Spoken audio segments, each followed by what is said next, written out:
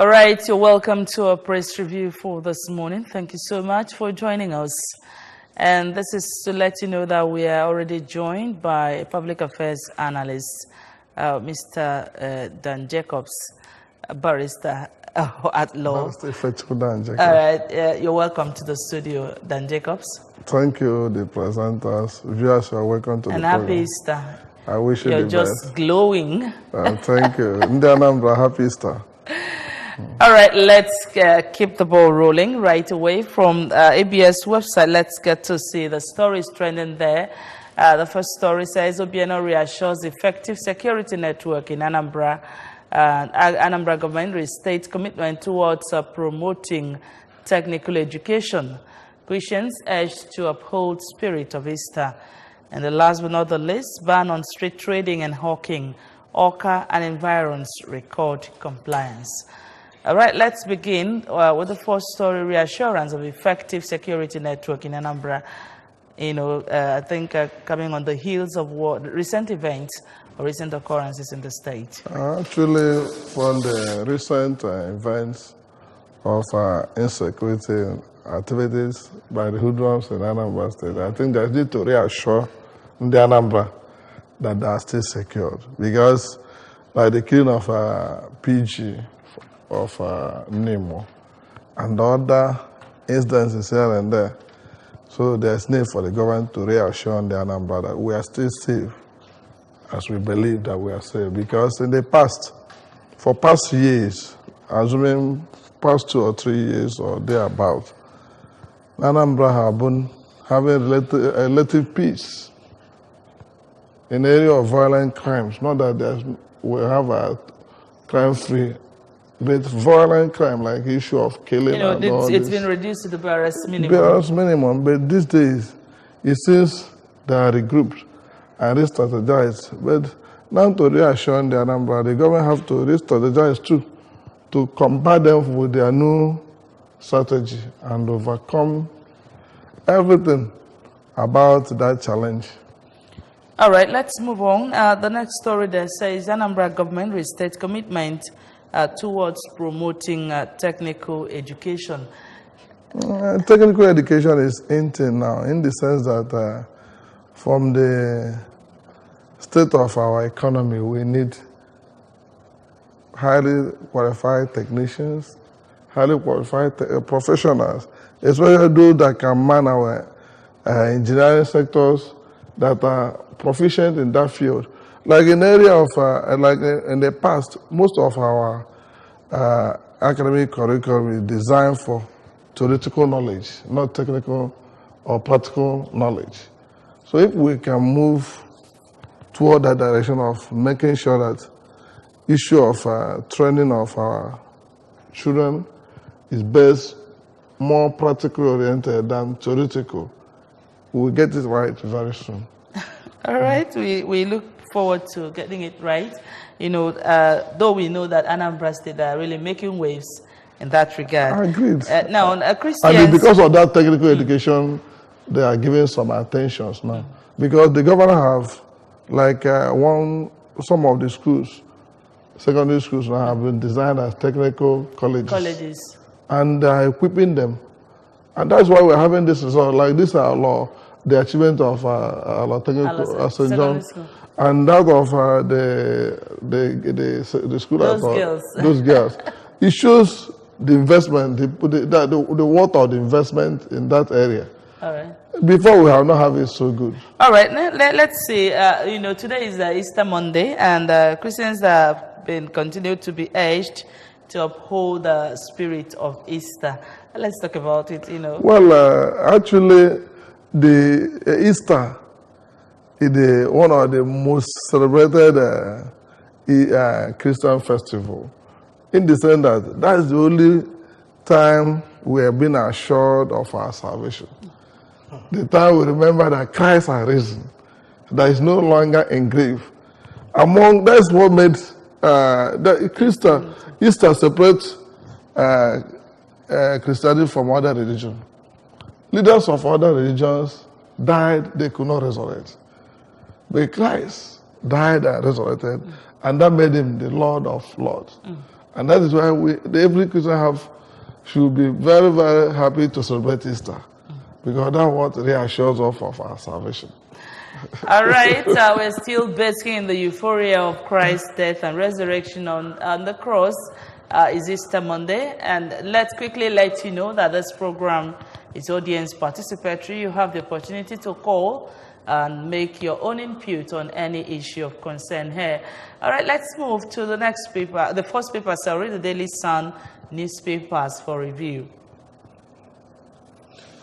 All stories making the big headlines. Borrowing. IMF, World Bank restate fears for Nigeria. No cause for alarm. That's coming from the minister. PG's mother, Anambra, to relaunch Operation Pochapo. Well, under that story, my parents from Sokoto, Jigawa, that's coming from Atiku. Sharia Council, ACF, disagree on security. Federal government's efforts inadequate, says SCSN. Task of ensuring security, not for government alone. That's coming from Arawa. NAS leadership, I have no ulterior motive, from Tinubu. Lagos State third mainland bridge safe is coming from the federal government. Well, let's look at the big story there. Borrowing. IMF, World Bank reinstate fares for Nigeria. And the minister is saying no cause for alarm. The minister, he will defend his own regime. He's part of the government. He will not say there is cause for alarm. But we all know that the rate of borrowing now is worrisome, because that we are mortgaging the future of this country by borrowing carelessly to invest. And other ones that are borrowed, we are not seeing what more than what's the result? Yes, because that's exactly what I wanted to ask. We're borrowing, and I know we don't have more, because when you borrow and invest it where people are saying that the yielding result, profit to pay back. And another big question is, that means we don't have. That's why we keep borrowing. But we keep on declaring trillions of that's it. That's income. Like in custom, declared how many trillion income from their collection. Other agencies, revenues, like FIRS, Federal Inland Revenue Service. They declare trillions. So can't we finance our budget with all this? So where is all this? Where is it coming from? Who is actually playing the fool? Because when you look at, you keep declaring to make Nigerians feel you're succeeding in this particular sector. And so many other recovered loots. Yes, that's exactly. And the government will go and borrow. Like this issue every year. Like last year, I think customs declared over 8 trillions collection. And FRS declared almost 15, more than 10 trillions. 9 trillions. How much did the federal government budgeted for this year that we cannot finance from those revenues? And what about our oil receipt? Can't we finance our budget and other expenses from all this? And forget about borrowing. But once you are borrowing, you will be paying interest on that money borrowed. You are getting the future. And most times it gets to the point where they probably may not be able to pay it. And, I think what the government or Nigerians, like generally is go to borrow. After a while, you cannot pay back, and they now write off the debt. That's exactly what they might not work out again. Will they continue to write off our debts? When they see that it's a game, they will stop. I know what it took the government of Obasanjo to get World Bank and IMF to write off some of those debts off. But if they continue to borrow without commensurate income, that means we cannot continue in saying that grace may abound. Let's move on to other stories. All right, let's see this one. Of course, lots of stories are making the round that Atiku is not a Nigerian. And he's saying he's trying to defend himself. Yes, his parents are from Sokoto and Jigawa. Well, whatever they said about Atiku, they're just kidding about it. In the sense that Atiku have been in the system for years. He was a retired custom officer in Nigeria. He served as, I think, up to control. No, my question is why now? Like, why now? When you look at the history of Article so far, assuming but not considered as not from Nigeria, like came in and naturalized, is it not? By naturalization, You're also a citizen. He's a citizen. But let away from that, he was once VP of this country. That's what. Not But only Obama became a president of a country, even though he's from Libya. No, from Kenya. From Kenya, sorry. Yes. And they said the mother is from there. From the mother from America, the father from Kenya. Now.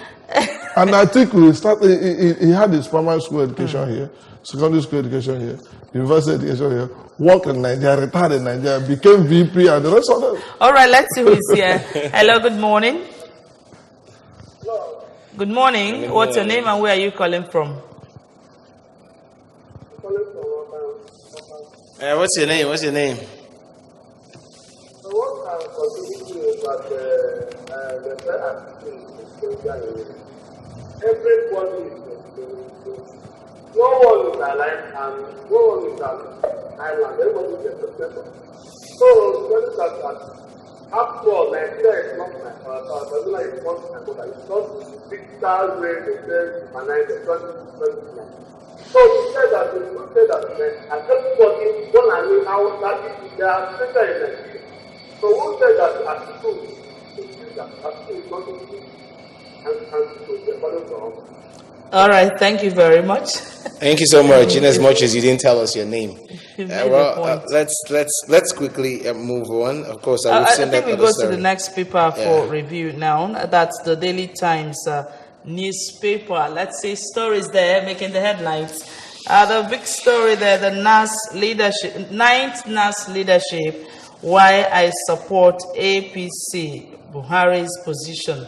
That's coming from Tinubu, says his efforts are focused on backing APC, Buhari in achieving shared vision.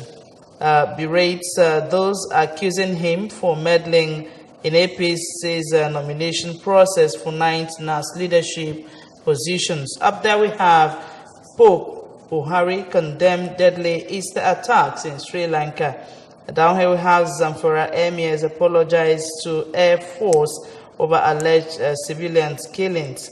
Hungry children in IDP camp feed on onion leaves in Bauchi. Easter, religious leaders, others tax Nigerians on love, peace. And Buhari versus Article 2019. Sheikh Husani backs Galadima, dares APC leaders to swear by Holy Quran, Bible. All right, let's quickly go over to the studio now to take a very short break and bring in some commercials. We'll return to look at these papers.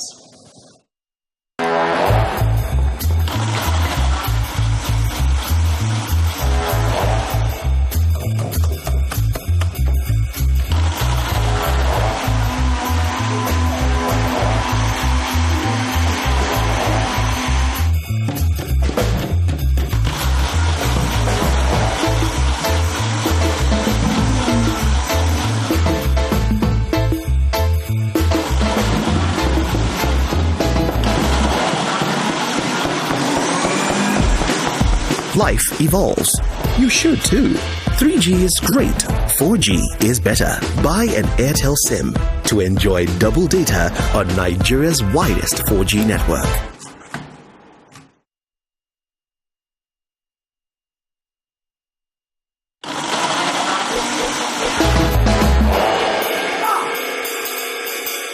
Airtel. All right, you're welcome back to the studio. Let's quickly look at the Daily Times newspapers now. The story we are going to look at is, the attack in Sri Lanka yesterday. That deadly attack that it's quite so much on Easter Day. That such dastardly act will be taking place in this modern inside the church. Inside the church, and I know. It's coming from jihadists.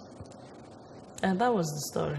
It's coming from jihadists. I don't know what they're looking for. Why they don't want the world to have peace. What are they fighting for? What do they want to achieve with all these killings here and there? both in Africa, in Asia, and the rest of the world. Can they allow the world to have peace for once? Which is what the religious leaders are suing this Easter period. They should allow the world to enjoy peace that Christ has given to us while fighting. Religious issues should not be something you require somebody to believe in. You should allow somebody to make a choice. All right, let's quickly look at Tinubu's stand here, why he is supporting APC Buhari's position. In the other paper, I think he said he's not interested in the position. I don't mind. You know, politicians might be saying another thing and mean another thing. Their interest is paramount to them. But this issue of APC on 9th Assembly, they are trying to make another mistake they made in 8th Assembly. Because this issue of leadership on National Assembly, they should allow the National Assembly members to choose a leader. Look at what the APC... I don't think that's the appropriate thing to be done. You woo the opposition. You must woo them, win them, promise them some positions. You cannot just use them and dump them. It's not possible. All right, what happened last time will happen again. Hello, good morning. Good morning. What's your name and where are you calling from? Hello, good morning. Good morning. What's your name and where are you calling from? Oh, we lost him. Please call us back. All right, let's move to the Daily Independent newspaper now to see some other stories making the headlines there. All right, the big one there, Buhari under fire over ministers' handover notes. PDP says ministers have nothing to hand over. Petitions, please. DSS over Lagos chapter crisis. State-owned airports, private terminals, Onama fan over 7 billion naira. Buhari condemns blast at Sri Lanka hotels, churches that killed 7. Hunger compels children in IDP camp to feed on onion leaves. Analysts see Nigeria maintaining moderate economic growth. FCDA shuns appeal court. Demolishes Abuja Garden. LP fingers Osibajo in disbandment of Ogun Governorship Poll Tribunal. Rising debts. We are mindful of our borrowings coming from the federal government. 9th National Assembly leadership. Why I'm supporting Lawan Gbajabiamila. Tinubu says it's not about 2023 presidency. Describes Saraki Dogara as regressive elites or allies. All right, let's look at the big story. Let's quickly talk about this. Hunger compels children in IDP camp to feed on onion leaves. It's unfortunate that we'll be hearing such because they voted enough for. I think before we go on, let's see who is here. This person has been here. Hello, good morning. Good morning. What's your name? Bring down the volume of your TV, please.